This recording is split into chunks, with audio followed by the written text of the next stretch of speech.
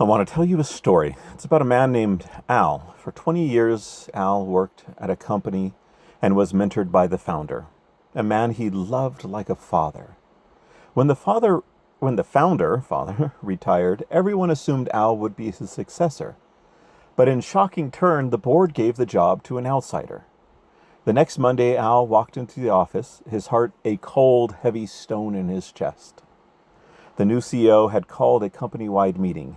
Al sat at the back, bracing for the inevitable, patronizing speech. But the new CEO did something no one expected. He walked to the podium in his first words. "The first thing I need to do publicly is apologize to one man, Al." He continued, "The way this tradition was handled was terrible. It was dishonorable. Al has given his life to this company and has deserved better from us. Al, I don't know if you'll stay, but I hope you do. I need your wisdom, but more than that, I just want you to know that your value here is seen, and I am deeply sorry for the disrespect shown to you." Al said that in that moment, the stone in his chest didn't just crack. It dissolved. That single unexpected act of grace changed everything. It didn't just save a man's career, it saved a man's heart. We have all felt that sting of its opposite, the cold shoulder, the cruel word, the feeling of being invisible. And we have all, I hope, been touched by the warmth of its presence. Grace. It is the invisible currency of the human soul, and while it feels magical at times, it is not a mystery. It is a capacity. It is an energy. In the language of human design, it's a profound lesson, that of what is called Gate 22. And today I want to invite you on a journey into the house of your own soul to visit 3 rooms where this energy lives. A house whose blueprint is unique to you, but whose rooms are familiar to all of us. Now, why this topic? Why now? Because we live in a world that is starving for grace. Our culture has become one of quick judgment, public shaming, and brittle certainty.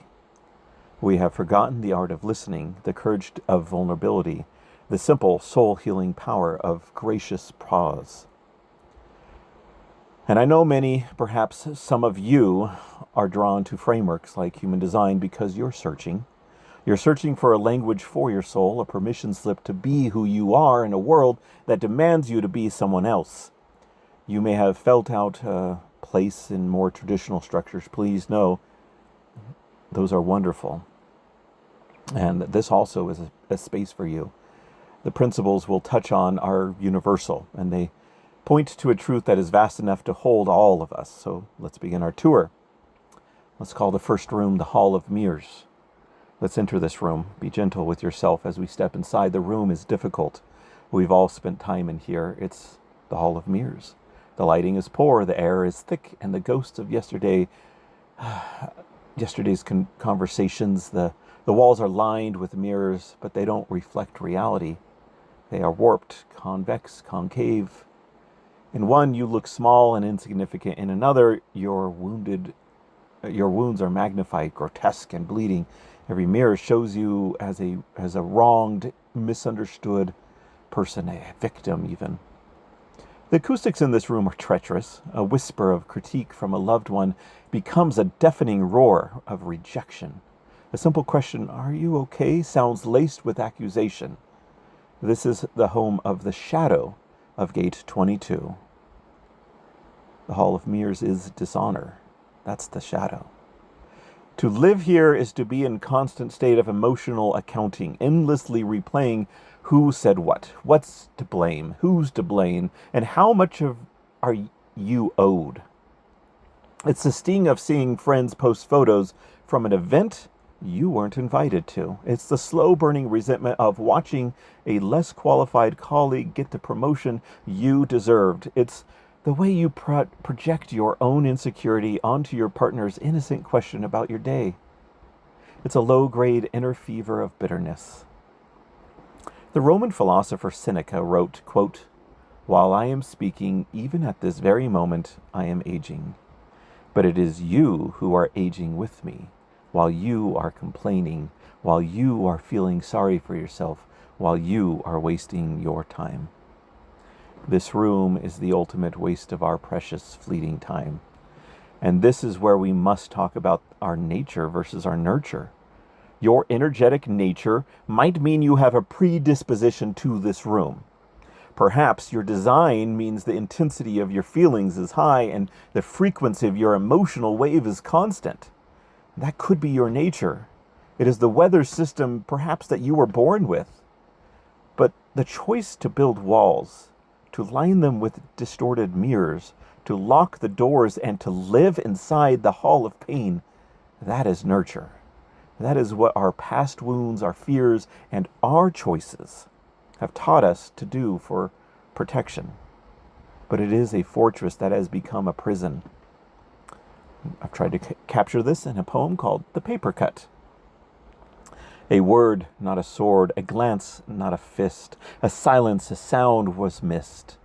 It's nothing, a trifle, a thing to forget, but the heart builds a fortress around the regret, and the wound, just a paper cut, bleeds and it bleeds, watering only the bitterest weeds, until all the world, through a red-tinted haze, is a court of injustice for the rest of my days. If you are in this room right now, or you visit often, hear me, I see you. There is actually no shame in it. The room is part of human architecture, but it's not a life sentence. It is a waiting room. The way out isn't to fight the reflections. The way out is turn away from the mirrors altogether and to find the door. The door only becomes visible in a moment of profound, searing honesty, when the exhaustion of living this way becomes greater than the fear of leaving it behind. It is a moment you whisper to yourself or to your God, there has to be another way. And there is. The whisper is the key. The door opens and it leads you outside. And let's talk about that. Let's talk about the garden of presence. You step outside the stale air of the hall of mirrors and enter into a garden. This is the second room, the garden of presence. This is the home of the gift of Gate 22, graciousness. Now, this garden is not a perfect manicured paradise. It's a real garden. Sometimes the sun is warm and glorious. Other days a cool, gentle rain of melancholy falls, and you don't know why. It just does. This is your nature. Your intensity of the rain might vary. The frequency of the cloudy days might be a consistent part of your inner climate, but the quality of how you tend your garden is all weather. That is your art. That is your choice.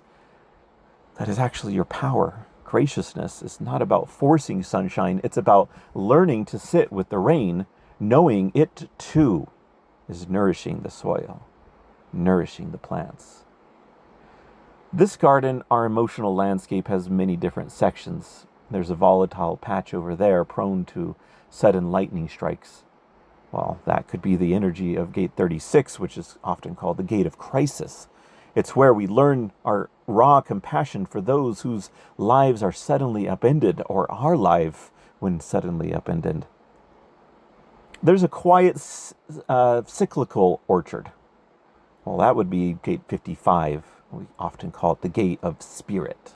It teaches us faith, to trust that even after the longest winter, the trees will bear fruit again. That faith.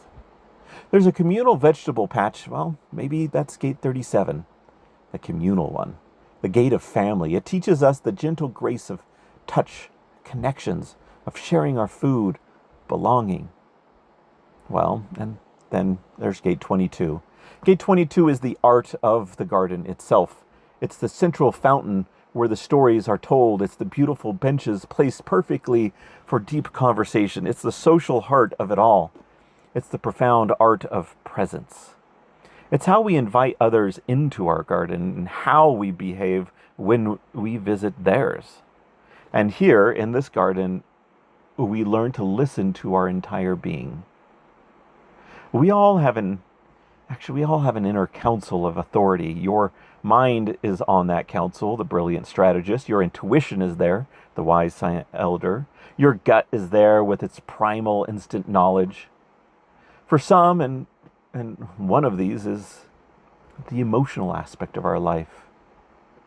One of those is likely a designated leader on the council. Well, then, Gate 22's emotional awareness is also a key advisor. Its role is to report on the emotional climate. It says, the mood isn't right for that conversation, or this person, sorry, big difference there. This person needs gentleness right now. It doesn't get the final vote on every decision, but a wise leader always listens to its counsel on grace and timing. This is where we must talk about the music of the garden. Gate 22 is an acoustic energy. It holds a deep, resonant song in the heart. But for that song to be heard by the world, it needs a partner. It needs a breath and the timing of its partner. Gate 12, which lives in the throat.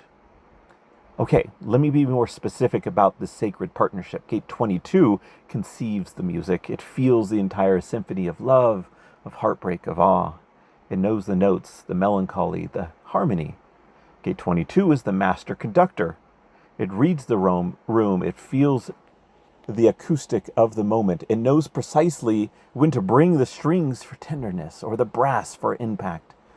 It translates the raw feeling into breathtaking performances. Without the conductor's timing and skill, that Gate 12 energy, the most beautiful symphony, Gate 22, remains trapped in the orchestra pit, an unheard ache of potential without a symphony to conduct. The conductor's gestures are just empty air. When they are in harmony, it is the person who can comfort a grieving friend with a silence that is more healing than 1,000 words. It is the artist who can express a universal sorrow that makes millions feel less alone. When they are out of sync, it's the person who blurts out, I love you. Well, even on a first date, because that feeling is so intense, only to create, awkwardness. It's the person who feels a deep apology in their heart, but can't find the words to say it. The journey is learning to let the heart inform the lips, and the lips to honor the heart. The poet Rilke captured the essence of embodiment perfectly. Quote, let everything happen to you, beauty and terror. Just keep going. No feeling is final. Living in the garden is a work of a lifetime. It is the practice of pulling the weeds of resentment. It is the courage that Dr. Brene Brown speaks of, the courage to be vulnerable with those who have earned your trust. It is the strength to set a boundary with grace, saying, I love you, but I cannot join you in the hall of mirrors today. It is the patience to tend your own heart, so that when someone comes to your gate, you have something beautiful and true to share. The third room, the sanctuary of light. Through the garden, if you walk far enough, so far, you'll find one last door. It is a simple, unadorned door. When you open it, you find yourself not in a grand cathedral, but a small, quiet room. This is the sanctuary of light. There is nothing in here but a soft, warm, all-encompassing light. There are no mirrors, there is no weather, there is only presence. This is the home of the highest expression of Gate 22, grace. This is not a state we can achieve through effort. The psychologist Abraham Maslow called them peak experiences, moments of transcendence where our senses of self dissolve and we feel connected to something infinitely larger. It is a state we can only enter by surrender. It is a moment when our striving, our own story, our own pain falls away, and we become a pure vessel for divine love to move through us and around us. Most of us only visit this room in fleeting moments. It's the moment a new mother looks at her child and is flooded with a love so vast it erases all fear. It's the moment Al, from our story, felt forgiveness washed all through him. It is a moment of pure, unmerited, transformative connection. To understand what it means to live in this sanctuary, we can look to the great archetypes of human potential. For me, the most profound archetype is found in the life of Jesus Christ. Think of the story of the woman caught in adultery. The accusers, filled with self-righteous fire of the hall of mirrors, drag her before him. It is a moment of ultimate public dishonor, and what does he do? He doesn't engage their low frequency energy. He doesn't lecture. He doesn't condemn. He creates a sacred pause. He kneels down and writes in the dust a gesture so profound, grounding grace that absorbs all their energy, all their violent energy into a calm. Then he raises and speaks. Not to her, but now to them. He that is without sin among you, let him first cast a stone.